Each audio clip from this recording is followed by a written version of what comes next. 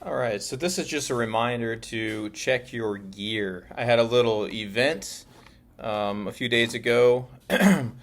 Luckily, it wasn't that windy of a day. I was trying to foil in light winds, and wasn't a lot of swell or chop out. Otherwise, it would have been a lot worse.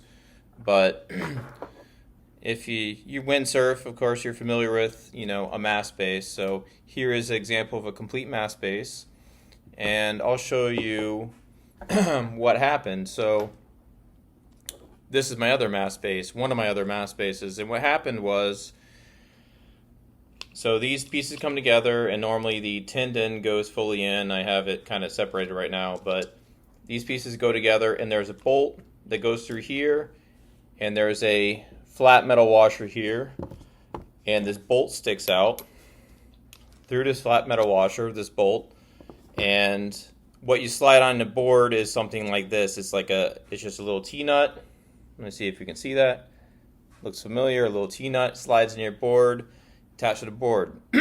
Well, because I had been neglectful in my mast base and maintaining my gear and looking at it,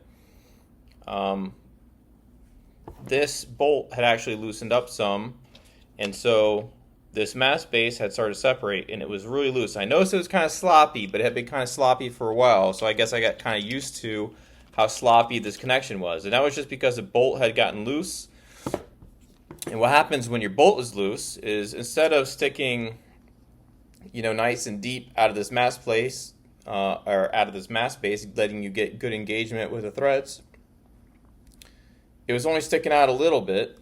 So by the time I got it attached to the board, you screw this on the end, and you need a little bit of thread engagement. You slide on the board, then you tighten the whole thing down. You twist this whole mast base down, and it tightens this thread, so you hold the sail onto the board. Well, I only got a few threads on there, so I don't know if you can tell from the bottom here, it's not fully engaged. I only have a few threads on here, and that's what happened. Only got a few turns on the mast base. So I sailed around a while, not able to get flying just because the conditions weren't that great. It's Florida in summer, not a lot of wind. And I decided, well, I'm kind of done. I had not gone out too far, maybe like a half mile, maybe a 3/4 of a mile from shore, and I was on my way back. And I can't remember if I had like a goofy fall or something like that, because I was just in a harness and I was looking at my watch and not paying attention, and I just fell in, not being able to get unhooked, or something else. But whatever happened,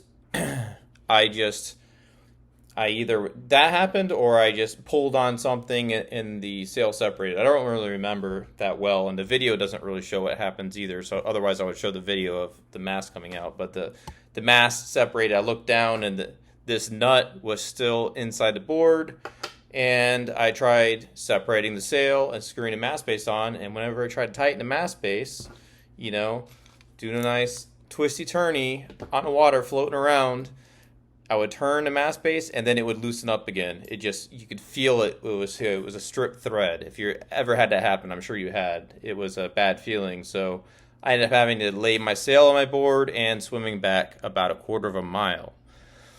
So this is just a reminder that you shouldn't be complacent with your gear. You should check it.